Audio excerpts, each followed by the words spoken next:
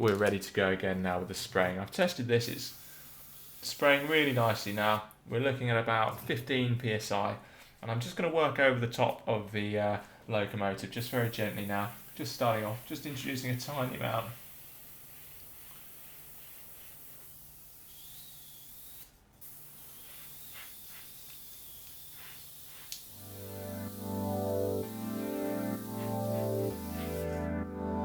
Of paint onto the locomotive, as you can see there.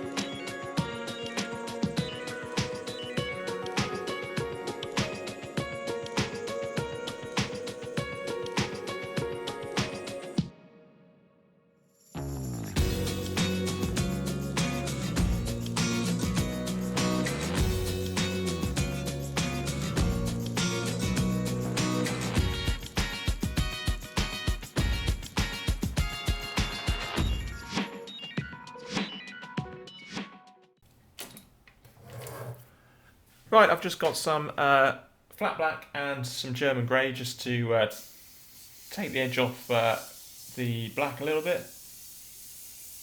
And I'm just going to go in now and just run along the top of these foot plates here. So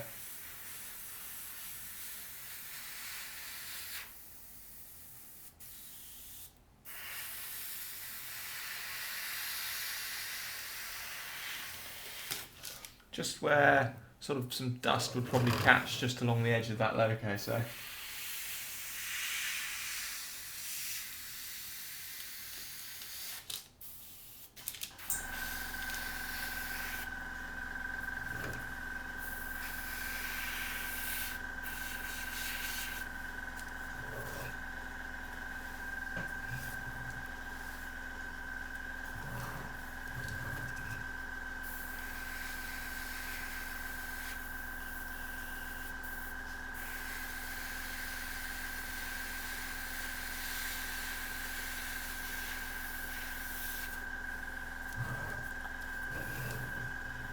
Okay, that's good.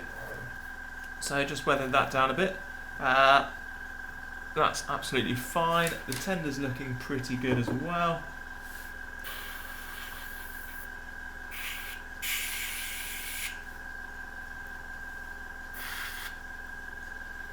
Excellent. I've put in the Tamiya X19 into the airbrush colour cup, and we're going to do the sort of streaking that you see typically on these locomotives. So I've thinned the paint down quite a lot, which is good. Enables me to work quite closely to the model, and it means that I don't saturate it too much. So I'm just going to tip the model up a little bit, and I'm going to get in there.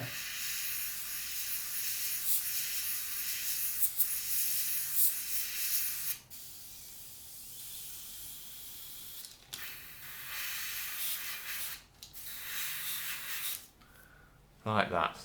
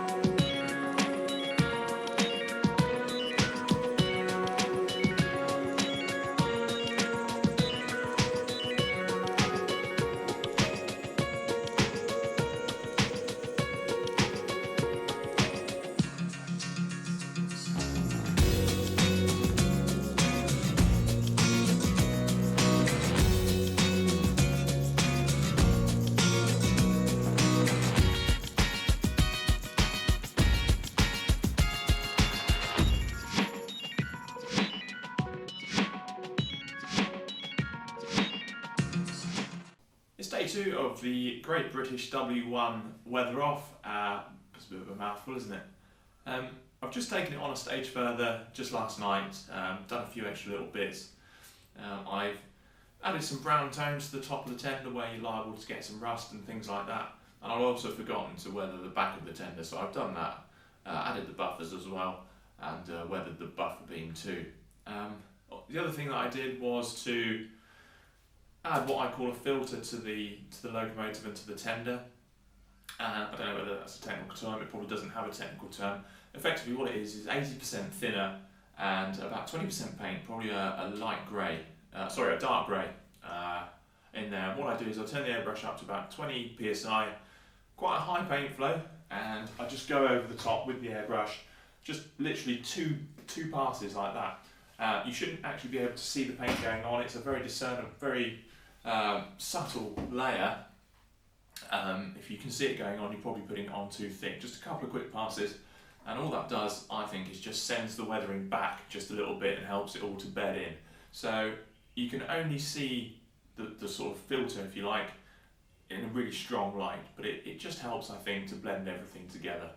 We've just got 2 more techniques that I want to show you, and then we'll be able to add all the detailed parts and we can call this one done. In the colour cup, I've mixed up a mixture of matte black, grey, number 32, and a little touch of number 62 leather. And it's important that these are enamel paints, and I've thinned them down quite a lot, and I'm now ready to spray. There we go. Okay, so I've got a relatively high paint flow, and what I'm going to do is just apply, similar technique to the filter actually, just apply a very light coat over the top of the model, hardly any paint at all, just as a just a bit of a filter. So here we go, let's go with this. And I've done a bit more at the back there, that's enough. Hardly any paint, as you notice. Literally just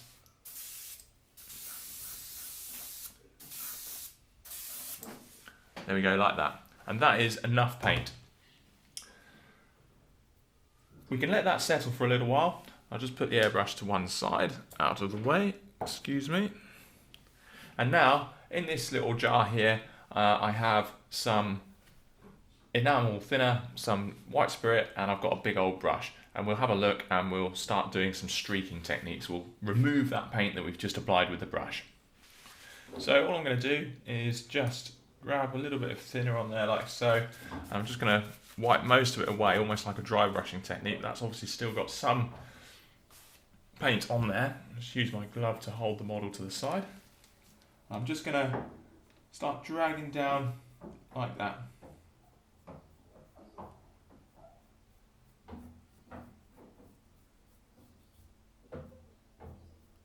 And what that's doing is just adding some streaking to it, and the paint that's left over will stay on the model and it will be pulled down by the action of the thinner, and it will create a sort of streaking effect, and you can see some just building up there. I'm just going to remove a bit more of that. We don't want to go over the top with this. It's just to give the impression of some rain or some marks that have come down and not been cleaned properly by the crew. So again, just clean off the brush again, clean it in the thin as well, wipe it down, just again on that, just to get most of that paint, most of that thinners off, and then we can go in some other areas and sort of clean up, so you can have areas that are much cleaner. And we're just removing paint. There we go. And there's some lighter areas starting to show through now. The base colour where that's been cleaned maybe a little bit better. Just keep pulling that down, just like that.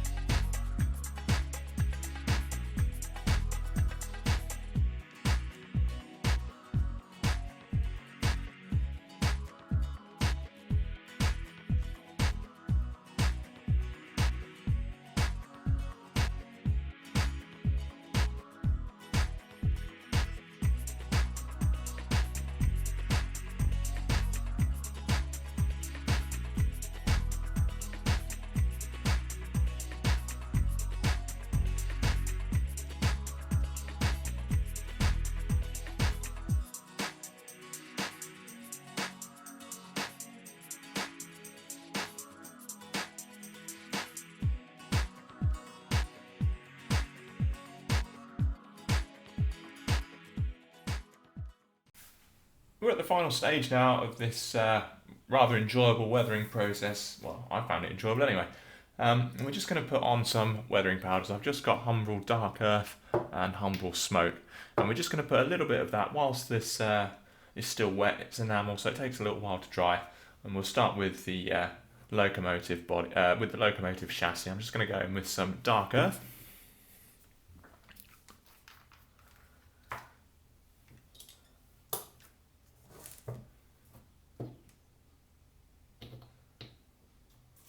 And we don't need much. I'm just going to apply just a small amount onto the brakes.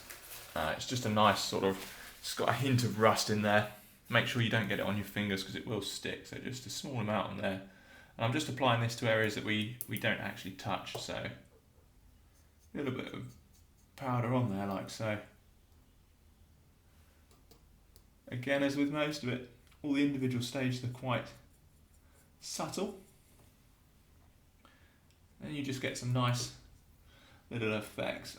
And I was actually watching Bob Ross, the painter, and he's sort of talking about happy little accidents, and it's kind of the same thing with this, really. Don't think too carefully about what it is that you're actually doing. Just sort of go with it. Let the weathering materials do their work, and you'll end up with a really nice looking logo.